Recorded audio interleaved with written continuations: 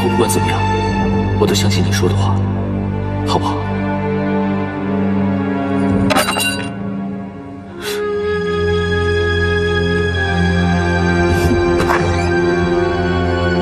玉婉，怎么是你啊？你偷窥我们？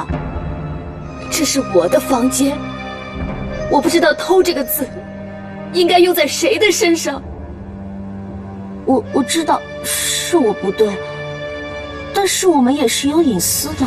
哎，你能不能少说两句啊？允堂，好了好了，我们俩有的是时间吵架，先一起想法子让那个人回避一下嘛。玉婉，你先听我说。你还要说什么？你都让他进我们的新房，让他穿着我的睡裙，还允许他向我挑衅，你又来跟我说什么？玉婉，对不起，我忘了，在这个大酱缸里，女人永远没有对男人说不的权利。童玉婉，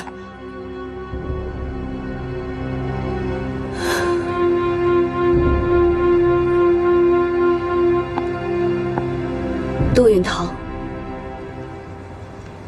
再见。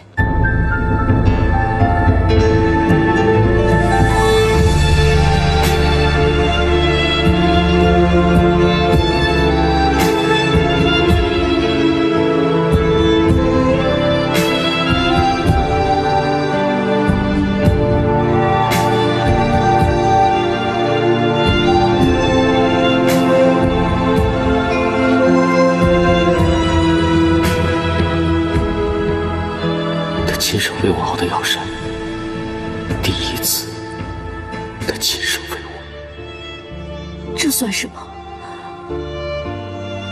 杜允堂，我每天为你做那么多，也没见你这么感动过。你只是清贫的影子，我真正爱的是童玉婉。你爱的，你爱的，你爱的。你终于说出口了，杜允堂。你这样对得起我吗？我是那么的爱你。我拿碎瓷片扎自己的时候，我是用了点小小的心机，但也是伤在我身上。我的痛苦也是血肉模糊，也是痛彻心扉的。你的做作，你的欺骗，我不想再去深究了。我敢说，你对我的不是爱。那什么是爱啊？童玉婉走了，你才说爱他，你就不嫌做作啊？他的诚实，他的自尊，他的坚强，每一样我都爱。尽管我跟他有争吵、有猜忌的时候，他是我杜云堂的结发原配。他的地位，没有人能取代，听懂了吗？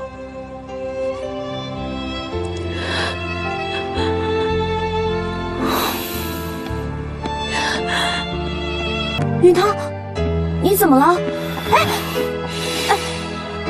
允堂，你怎么了？红叶，告诉我，飞蛾是怎么扑火的？允堂，这样，像这样，允堂。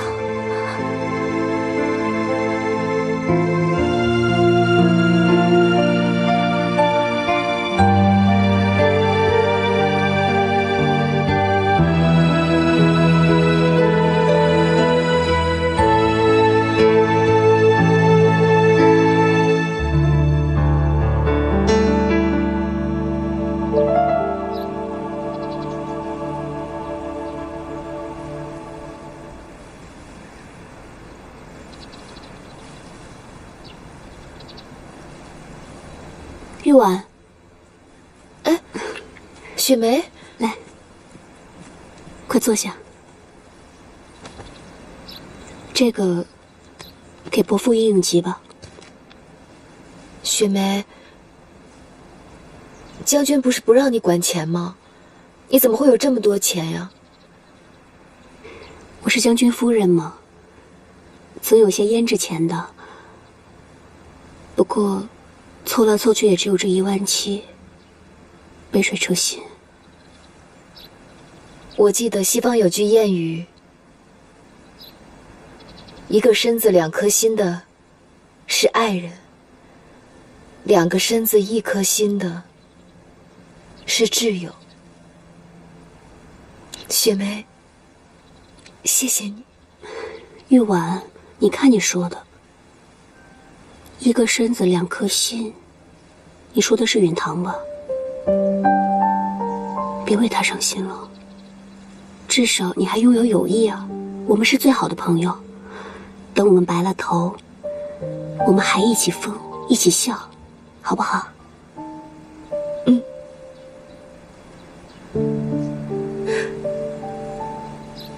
雪梅，你快回去吧，你是将军府唯一的女主人，这来往应酬啊，免不了要让你这位夫人劳心劳力啊。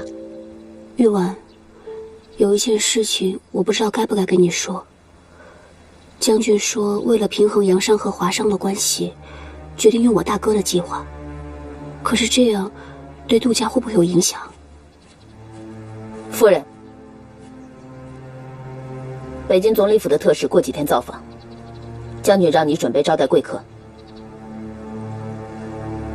那你快回去吧。那我走了，你自己好好保重。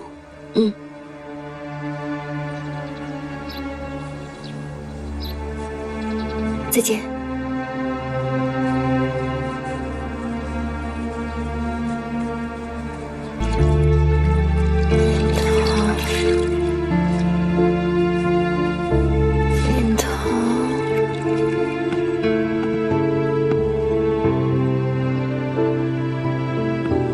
小姐，自从你病倒后，姑爷就再也没有去找过那个红鱼了。这几天啊，他得空就过来看你，他再也不会有歪心了，你就宽宽心吧，啊。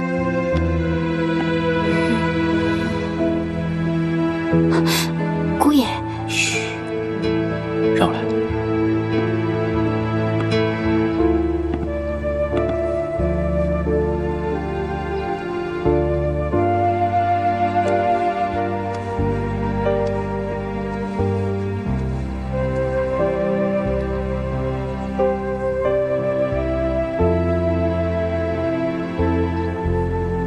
傻瓜。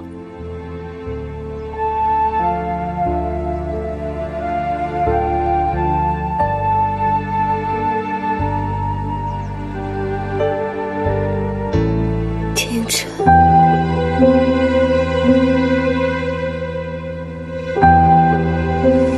姑爷，你别误会，千万别误会，我们家小姐刚喊了你365遍，就这一遍，叫了朱少爷。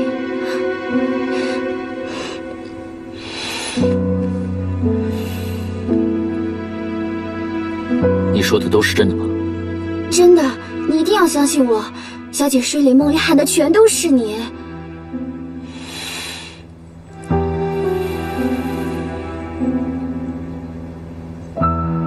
苏西，银堂，你们在说什么呢？你相信有天意吗？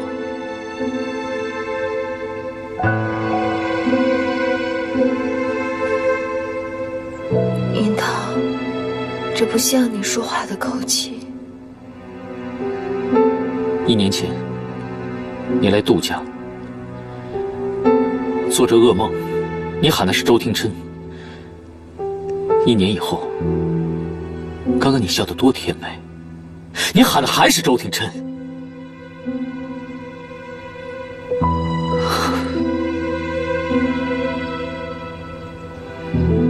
云堂，不是这样的，我已经在很努力的忘记过去了。努力有用吗？这1年生生死死，风风雨雨，我3辈子的努力都用上了，但老天还是安排今天这个时候，让我听见你说的梦话，你喊的还是他的名字。这不是天意吗？你不相信，我相信。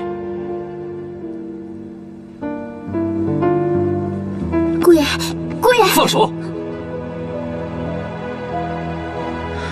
好好照顾你们家小姐。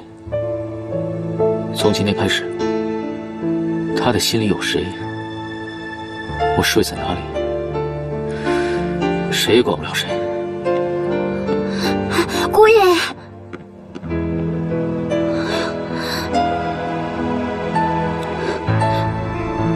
小姐，你心里不舒服吗？姑爷刚刚说的肯定是气话，你别往心里去，他会回来的，啊？苏西，为什么每次我跟允堂终于要和好的时候，总会有一股可怕的力量把我们狠狠地拆开？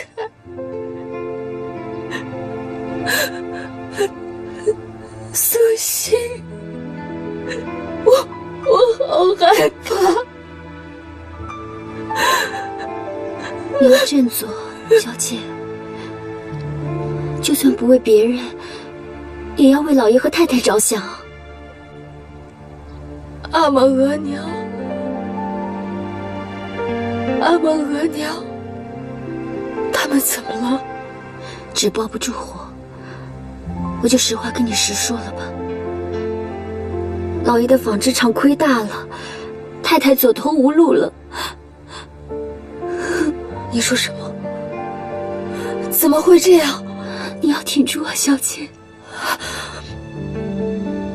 苏西，赶快去仓库，把我所有的嫁妆拿出来，偷偷变卖，立刻送给阿玛。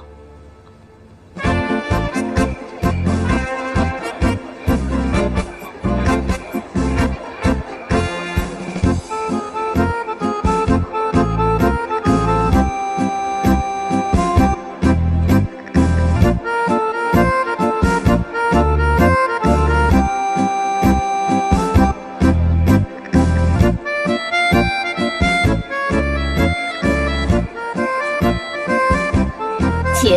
啊，好。哎，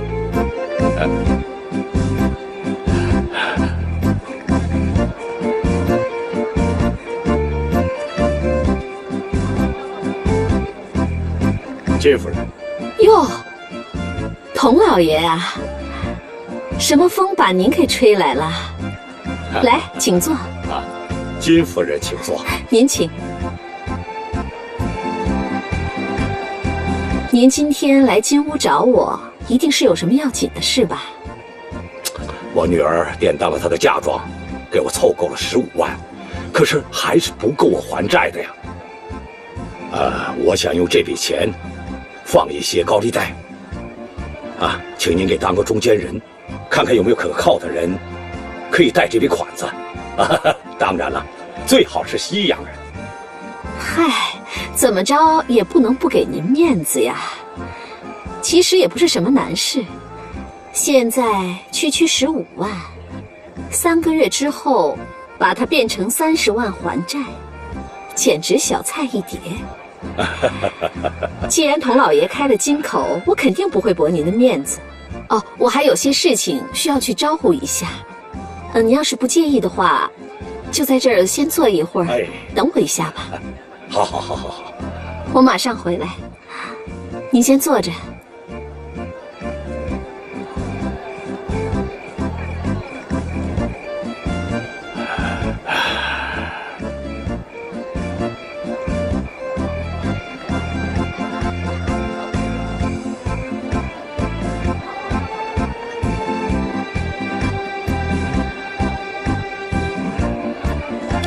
我听你的，果然半个月就赚进17万，比我所有商铺的利润加起来还要多10倍呢。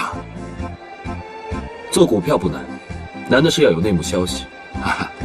我有沈将军的特别照顾，自然就比别人更容易赚钱。说的是。李少爷，童参政，坐。哎，好。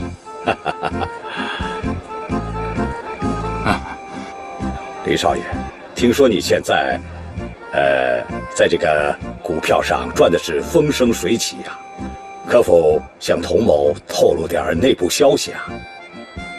股票不是传统生意，它其实就是合法的赌博。赢的人能一下子从乞丐变皇帝，输的人有可能这一辈子都翻不了身。就算有再可靠的消息，也一定会有风险。哦，这些呢，童某也早有耳闻。不过，后果嘛自负，还请黎少爷多多提携童某啊！哎，太客气了。好吧，眼下正有一个好机会。哦，啊，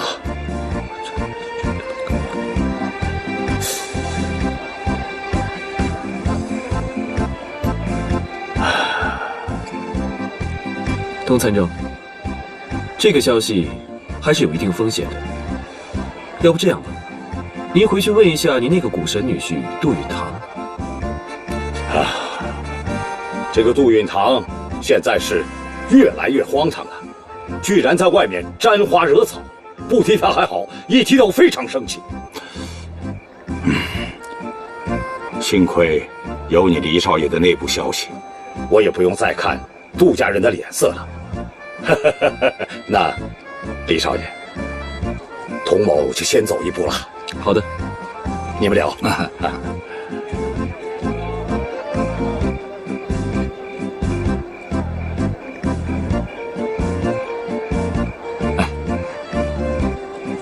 来，请。还有我呢。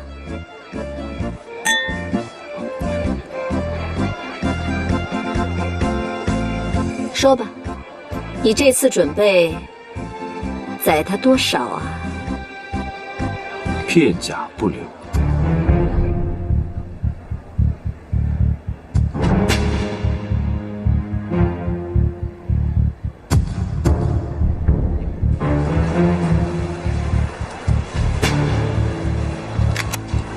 大河别杀，涨啊！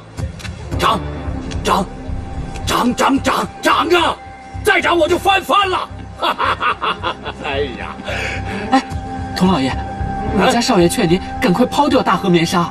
哎呀，杜允堂看走眼了，我可没疯。我跟你说，大河棉纱一直在涨，我一定要把它炒得翻番。这么好的股票，我一定要把它弄到手。童老爷，如果您现在卖出的话，还能到手257241.20。如果不赶紧卖出的话，您损失可惨了。25万不够，我得赚30万，30万才够还账的，你懂吗？童老爷，我家少爷劝你千万要谨慎啊，股市切忌满仓操作，切忌跟风随大溜。你们家少爷的钱全压在江西煤矿上，他没有看准大河棉纱的行情，看我赚钱，他就眼红。我告诉你啊，你赶紧给我滚，别影响我，滚！哎呀，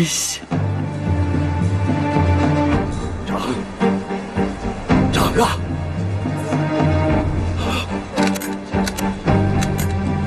怎么会跌呀？这李少峰，你在哪里？你给我出来！李少峰！啊！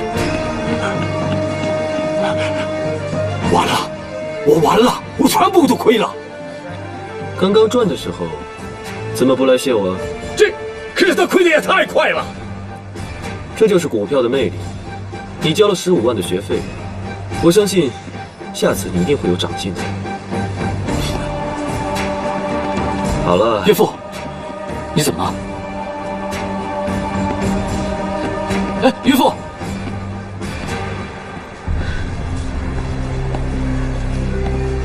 李少峰，我岳父的15万元，应该不是交了什么学费，而是成了你和金夫人联手托盘的垫脚石，是不是？我和童参政都说好了，风险自负，他的损失与我无关。对了，杜允堂，你应该知道股票是一个游戏吧？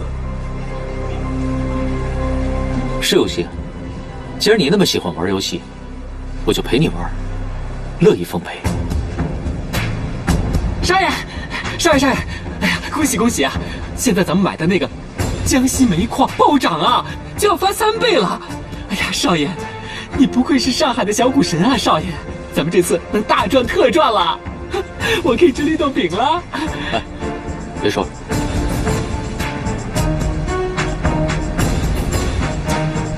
李少峰，你那个大业保险刚刚已经过了最高点，现在开始急速下滑了，而且收市的时间已经到了。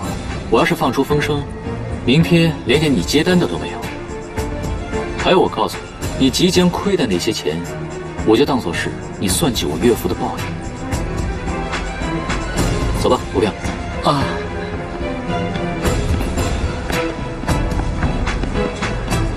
杜永堂，又怎么了？股市的小打小闹，不是我们之间的决战。3天以后，金邦街的方案竞标就要开始了，那是我们见真章的时候。反正你一直是我的手下败将，我都习惯了，就陪你多玩一次。股票，哎，我们要去哪里庆祝啊？哎呀，大吃一顿，就知道吃，有没有点好主意啊？开香槟也可以，绿豆你还说？杜允堂，还说？要不然啊，对你来说，童家的身家性命只是游戏，对不对？我劝过岳父，那是真的。你可以眼睁睁地看着黎少峰掉进沟里，却拦不住我年迈的父亲。杜允堂，你让我怎么再相信呢？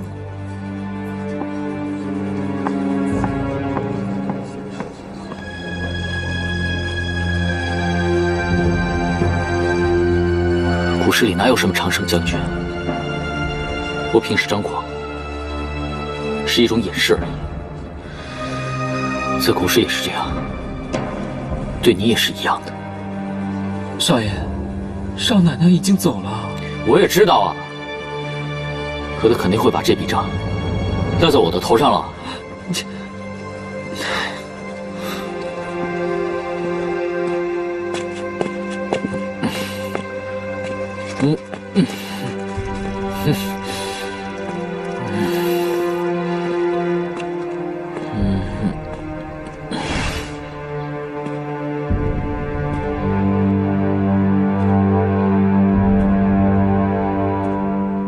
周廷琛，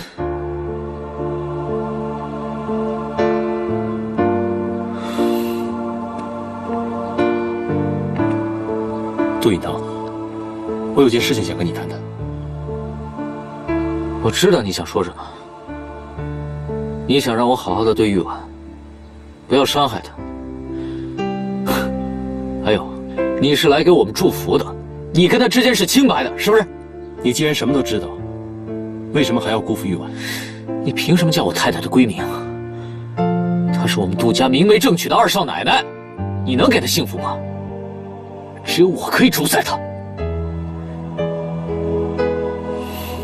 我不是来跟你吵架的，我有重要的事情告诉你。看在玉婉的面上，给你们杜氏实业一个忠告：京邦街的竞标，小心背后有阴谋。我不想听，我从来不相信狗嘴里能吐出象牙。你难道不知道什么叫良言相劝吗？如果我们杜家的安危要依靠你的施舍，我宁愿什么都不要，放手。我警告你，别再辜负玉婉，她值得你用一辈子去爱。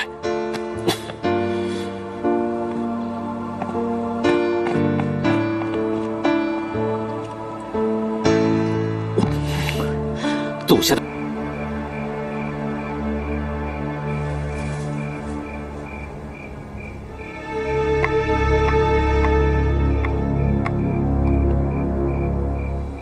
北洋特使怎么和日本人勾结在一起？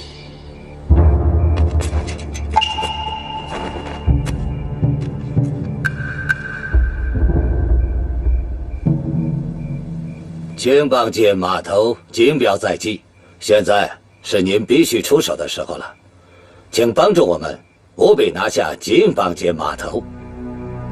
你们要那个码头干什么？黄浦江两岸属于英美的码头多，我们日本的商船想要停靠我们自己的码头。哼，我不打算跟你们做这笔交易。为什么？因为你们上次交来的那个女人的首级，不是我们要的刺杀高官、盗走财政部机密的闵如。可以见得，这个女人已经到了上海，我们的卧底已经落实了她的动向。很抱歉，我会让上次执行任务的忍者剖腹谢罪。如果这次我让你达成心愿，那么我们的合作是否还能继续？只要你们把人头给我，我就帮你们拿到那个码头。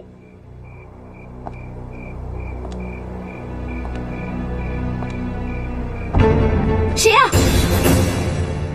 来人呐！来人！来人！别动！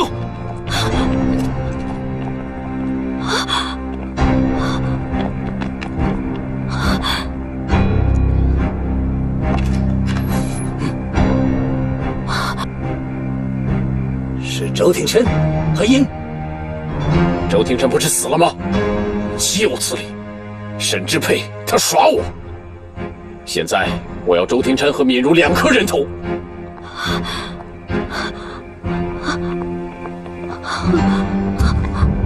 周廷琛，三下先生，快救我呀！开枪！把那个黑影给我打掉！开枪！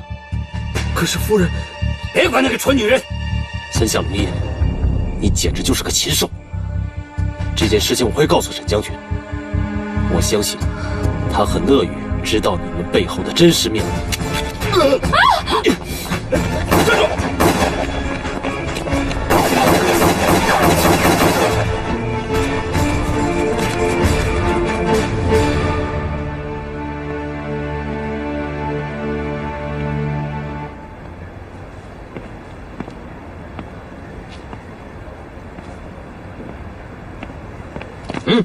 闲杂人等不得入内。我亲眼看到杜允堂进去了，林少峰也进去了，老子就不行。我的儿子当年舍命保护沈将军，老子还不如那2个兔崽子。说我是闲杂人等，啊，这，走开！你，喂，他是谁啊？大摇大摆的走进去啊？这凭什么抢在老子的前头进去啊？你放开！把他抓起来。是，尊驾，究竟是谁啊？把他拖出去枪毙！住手！不要！我是黎军序长，特来恭迎特使。你是在为他求情是吗？这是，他不配。不过特使如果刚来就染上血腥，有点不吉利。也罢。啊，对了，你刚才说你叫什么名字？黎少峰。恭喜你啊！你那份竞标方案已经通过了，不过不是沈之沛通过的，是我，也是北京总理府的意思。少峰不是很明白。你这种小人物啊，对这种大事不需要明白。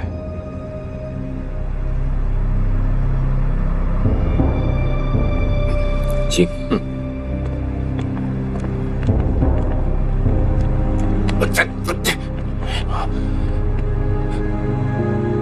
这个特使到底什么来头啊？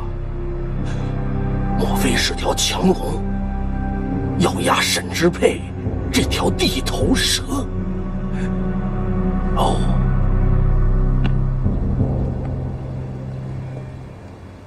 特使大驾光临，有失远迎。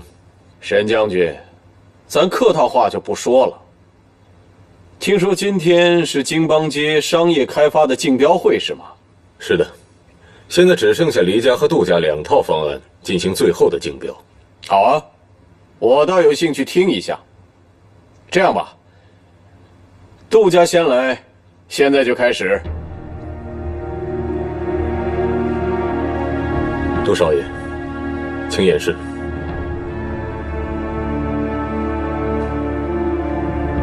走。啊，烦。这个是我们杜氏实业的一份规划图。我们打算在3年之内，把京邦街打造成一个全上海最具有特色的新码头。在这新码头的旁边，将会是条繁华的商业街。商业街的定位会让所有人耳目一新，将会是上海滩一个最时尚的地标。杜少爷的方案这个新地标完美啊，可以辐射全市，让上海滩独步远东，与巴黎啊、伦敦相媲美。请沈将军点评几句。各位，我看就不用评议了。杜家的方案空洞透顶，毫无可行性。我看还是黎家的比较好。各位，我来展示一下。不用了。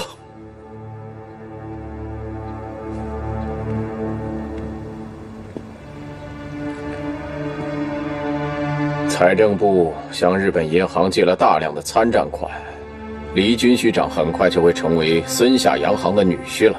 沈将军，你应该明白怎么做了吧？我什么都明白了。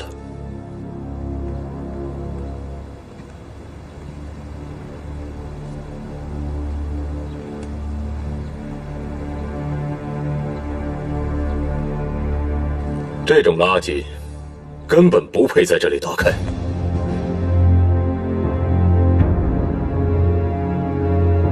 将军，既然日本人已经关照了你，那你的方案在我这儿就不会通过。沈将军，请你说话想清楚一点。这还需要点破吗？我想杜少爷对此应该有所高见。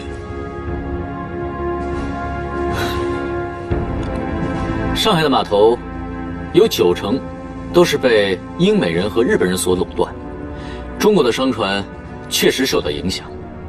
京邦街是浦西进黄浦江的一个交通要塞，要是如今也落入外国人的手里，确实不太合适，尤其是日本人。这次招标是面向全上海的商家，将军难道是要失信于人吗？谁敢说我失信于人？难道沈将军想违抗中央政府的命令吗？我的夫人几天前被人绑架，幕后指使者就是森下洋行的森下隆一。我不追究他们，就已经给足了中央政府的面子，难道还想让我和试图杀害我夫人的凶手合作吗？原来是这样，森下这样做实在太不应该了。哼，将军，我想您和特使都误会了，这件事和森下先生无关。我不想听你狡辩，我才是真正的上海王，谁也别想挑战我的权威。将军，他怎么发这么大火，脾气真大。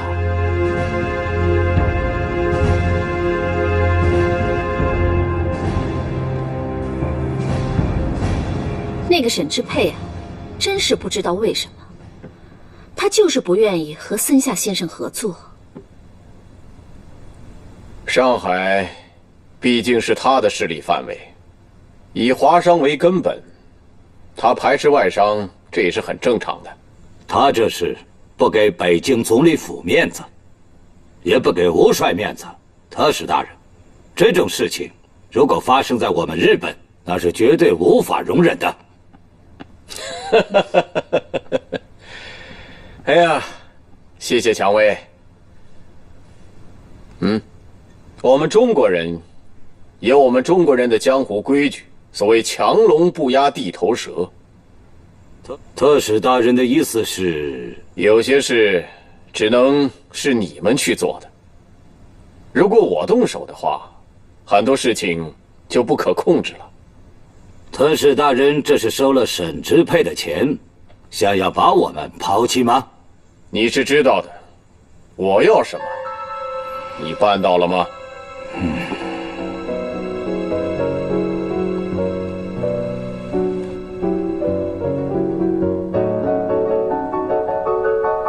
金夫人，这首乐曲慷慨激昂，跟平常你们放的那些靡靡之音都不一样。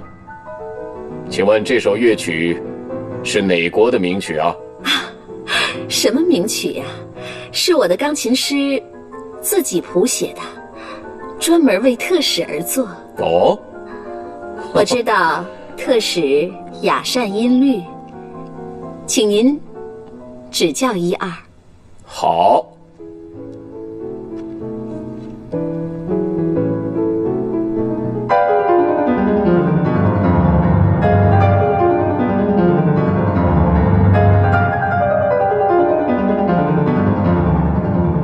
金夫人，我要见那个钢琴师，我要单独见他。您请。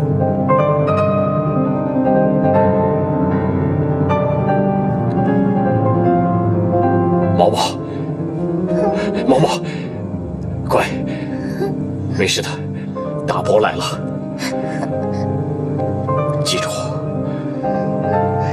你父亲就是大伯的亲兄弟。他的事就是我的事，你以后就跟着大伯一起生活。我一定为你父亲出这口恶气。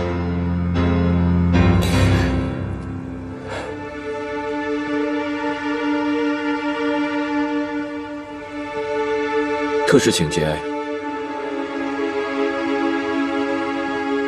许小姐是我的钢琴学生。他更是许军师长唯一的骨肉。许兄后有8拜之交，他出事后，是我收留了这个孩子。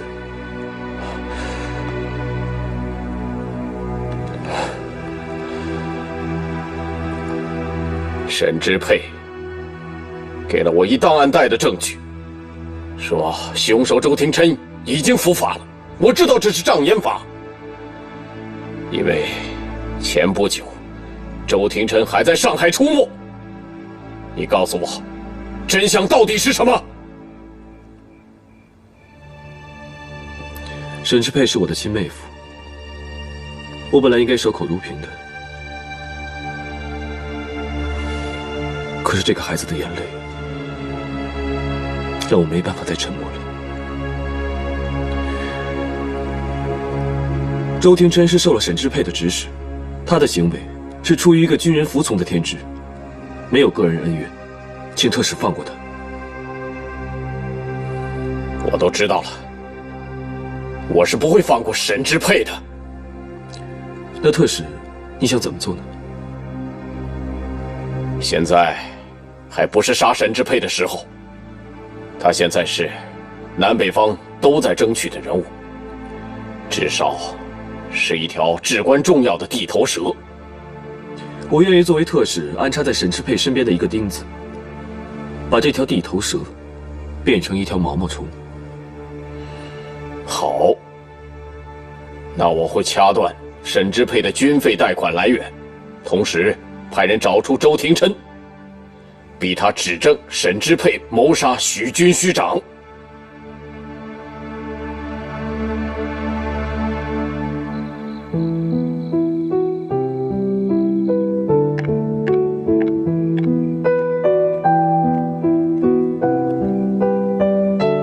李少峰，特使大人呢？特使已经从后门走了。李少峰，我现在只想知道现在是什么状况。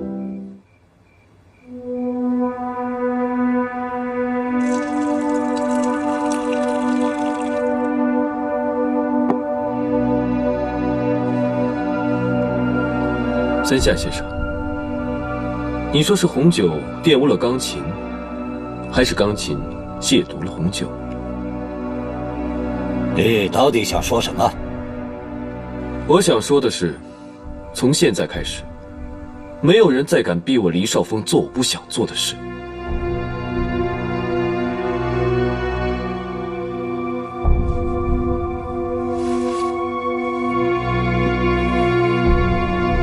只要把酒痕擦去，一样还是干干净净，就跟什么都没有发生一样。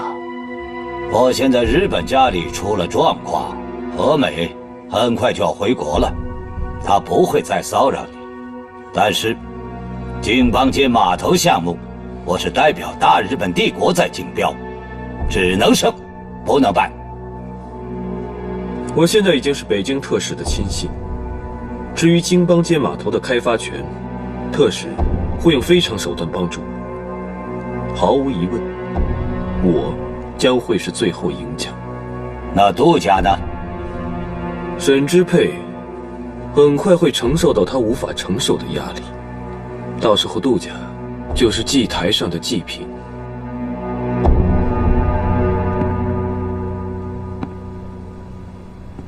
凶手到底是死而复活了，还是一开始就有人保了下来，诈死埋名呢？一张模糊的照片，特使就想逼宫了？不是逼宫，是命令。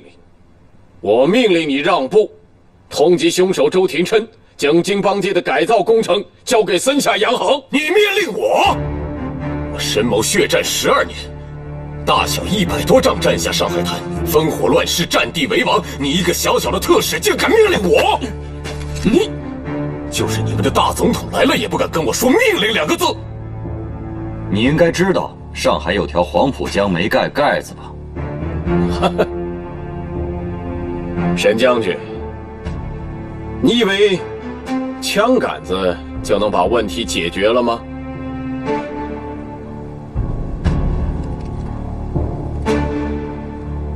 你今天杀了我，后果会很严重的。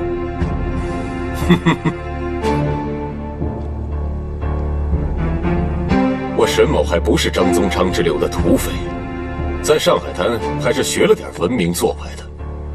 只要你注意措辞，平安上路，一切好说。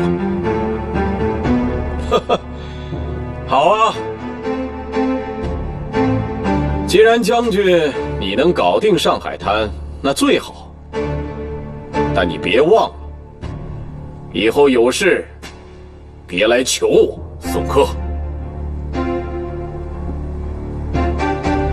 请。告辞了。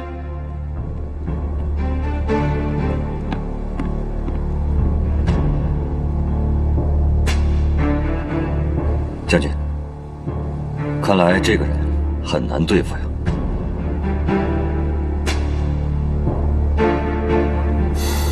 他不会这么轻易善罢甘休的。通知部队准备好枪支弹药，随时提防上海滩周边的北洋嫡系部队。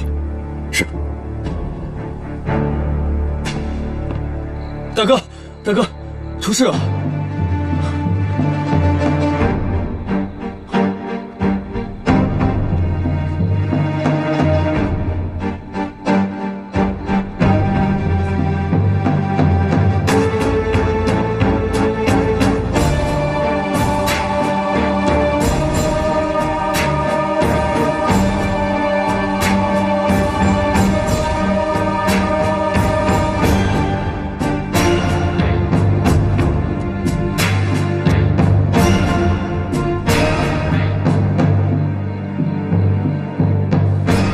我有要事需要向将军密报，勿念。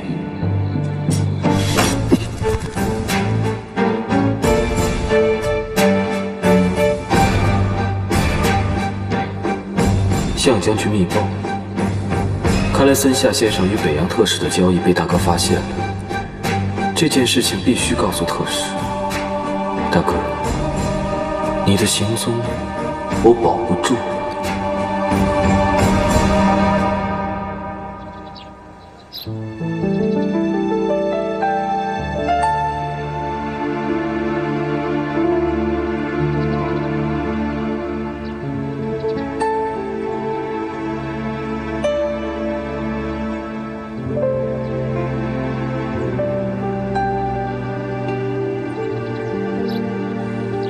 小姐，你先别着急，我去禀报太太和老爷。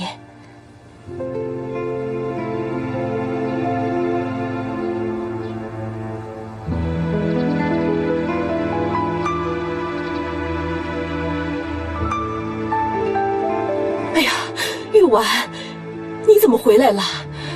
额娘，这到底是怎么回事啊？我实在是没有办法了。你阿玛心情不好，已经在书房里关了整整1天了。整整1天？阿玛不会出事吧？是吧？你阿玛会有什么事儿啊？哎呦，天哪！快！哎呀，阿玛，老爷，老爷，快找门，快点，快点！老爷，开门呐，老爷！老爷！阿玛，哎呀，老爷，老爷，你这是要干什么呀？啊！你要是吞咽自尽了，你让我怎么办呢？完了，全完了，我连女儿的嫁妆都亏完了，几代人攒下的字画都卖了，也不够。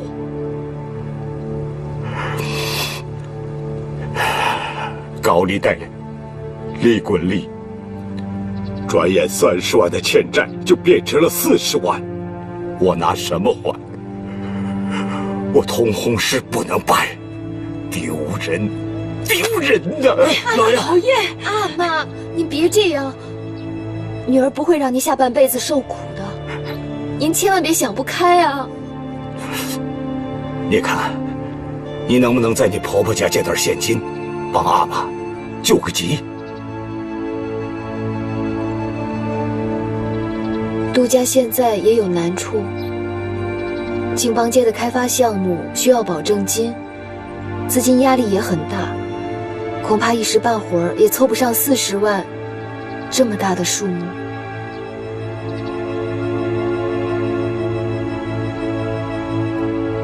我知道你在杜家也很难呐。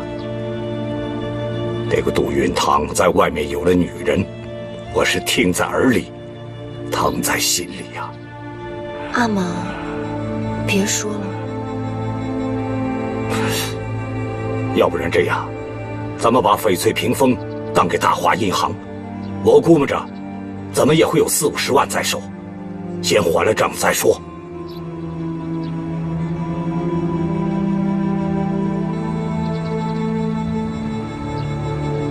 阿玛，如果把翡翠屏风当出去，咱们可能一辈子都赎不回来了。何况现在兵荒马乱的，大家都在囤金子，谁会收一件易碎的宝贝？那我就把那个翡翠屏风送给那些债主，是砸是卖，随他们去吧。阿玛，您先别着急，不是离最后期限还有一段时间吗？车到山前必有路。我这里还有一些婉拒进货的钱，您先拿着应应急，其他的女儿一定会想出办法的。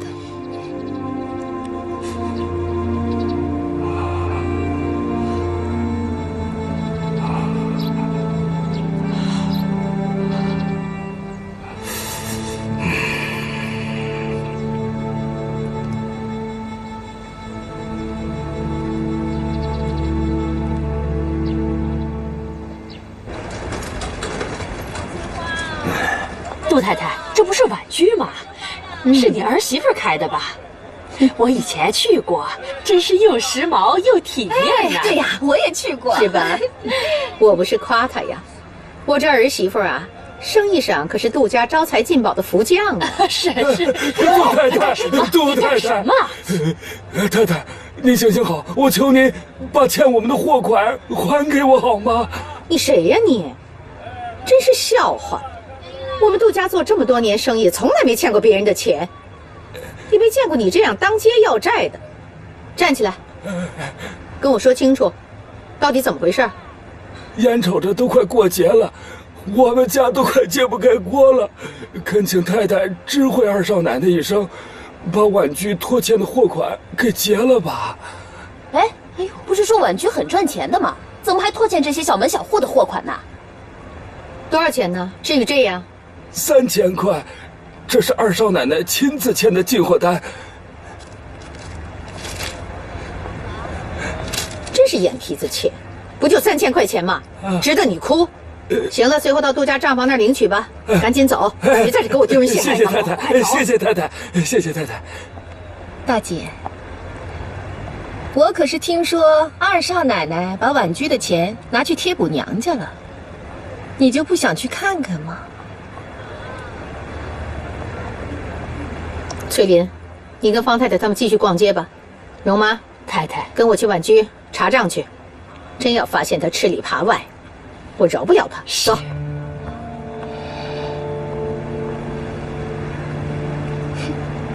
今天啊，大家加个班，赶紧把货品卖完。可是，这些全是新货样货，现在甩卖，未免也太吃亏了吧？现在急需要用钱，大家就辛苦一点，多努力一下，让资金早点回笼。回笼？母亲，你们先去忙吧。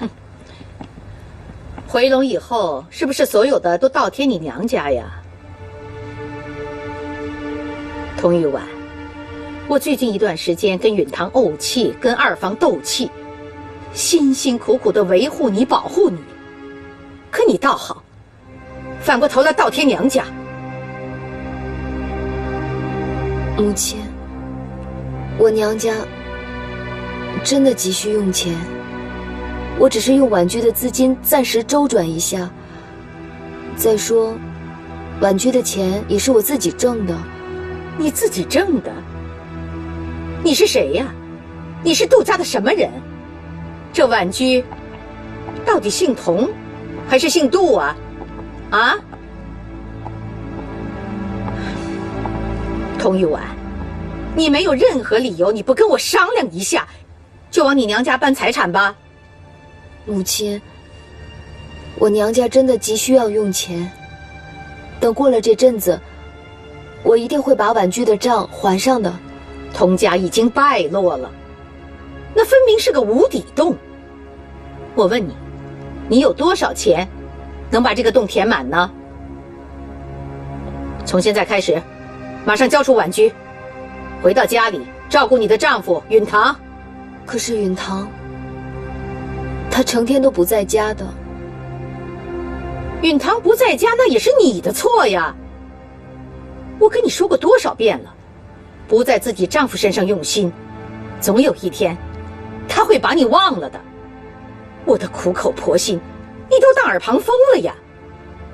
允堂他不爱我，就算走了一个宏宇，还会有其他人来的。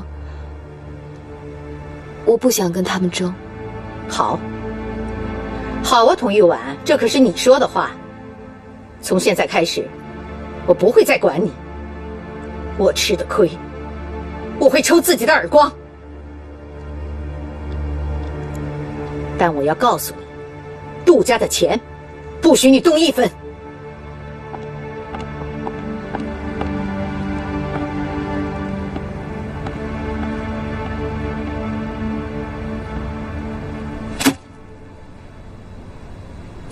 将军，现在上海各大银行都暂停向我们继续供款，现在军需紧张，怎么办？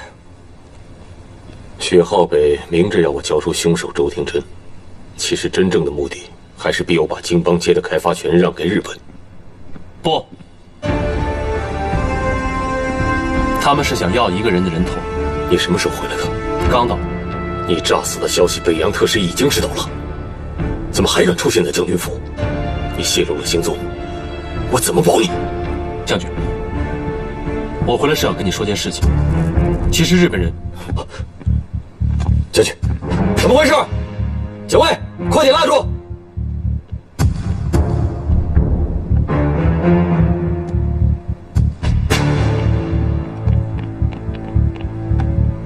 将军，几家外国电厂先后出现事故，现在已经停止向上海部分地区供电，其中包括将军府。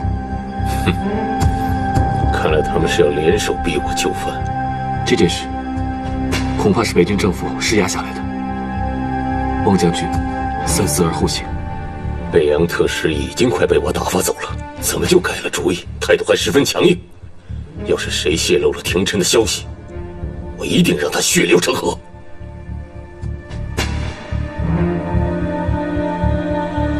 将军，这里都是对您忠心耿耿的人，我们一定和将军共同进退。是吗？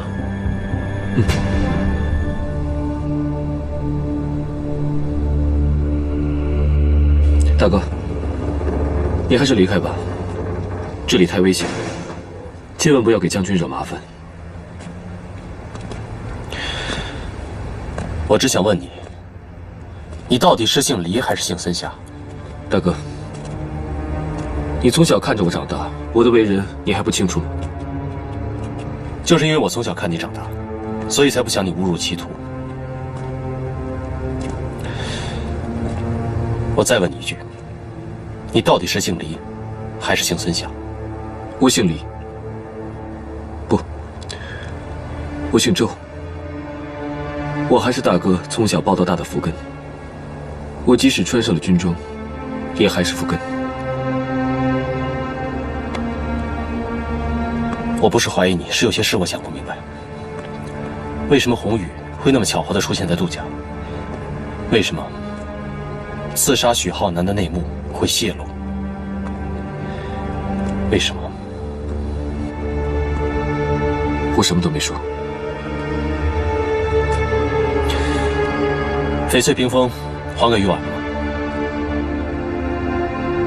当然。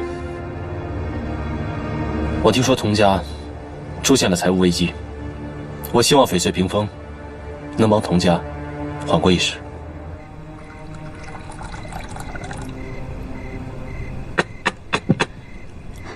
允堂，允堂，你来了，快进来。来，累坏了吧？啊，我泡了新的碧螺春，趁热尝尝。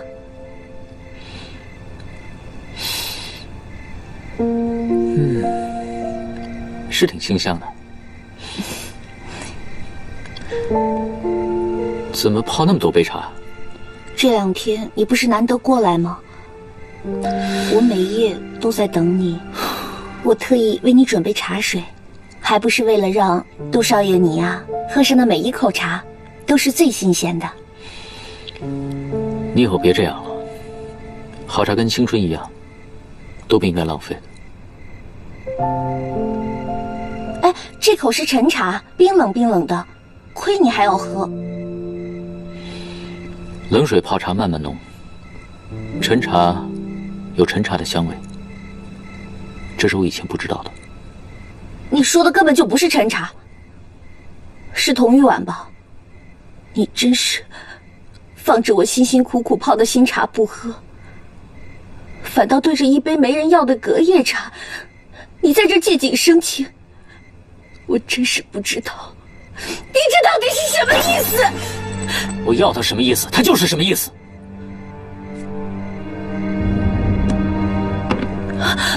云堂，我错了，你不要走吗？我知道，我不该独占你的爱情，可我所做的一切，都是因为我爱你。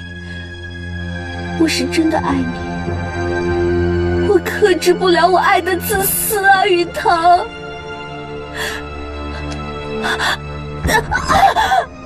云堂，你不要这样对我！好痛，痛！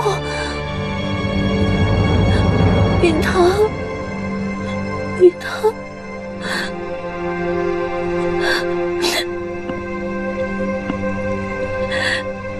云堂。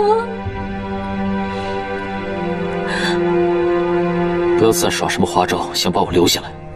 花招，真正的伤在这儿。如果你走了，我将万箭穿心。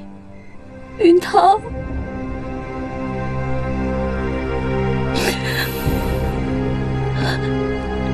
来，起来再说。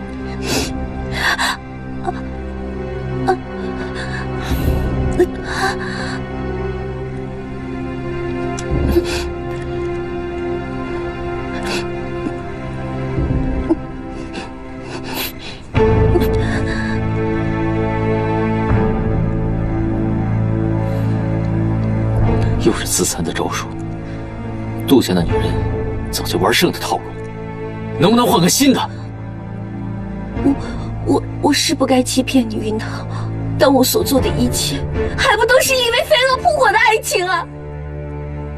我告诉你，这样的感动玩多了，便廉价了。你是要去找童玉婉吧？杜云堂，你可别忘了，他可是连欺骗的感动都不肯给你。怎么我们这儿又停电了？也太巧了吧！这不是巧合，是有人故意的。我们杜家的每一间工厂，都在这个停电的区域之内。是谁在算计杜家啊？算了，跟你讲你也不明白。我不明白，童玉婉她明白啊？她当然明白啊。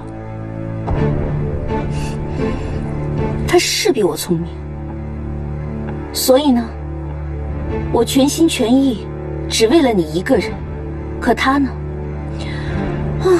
一边当着杜家的少奶奶，一边呢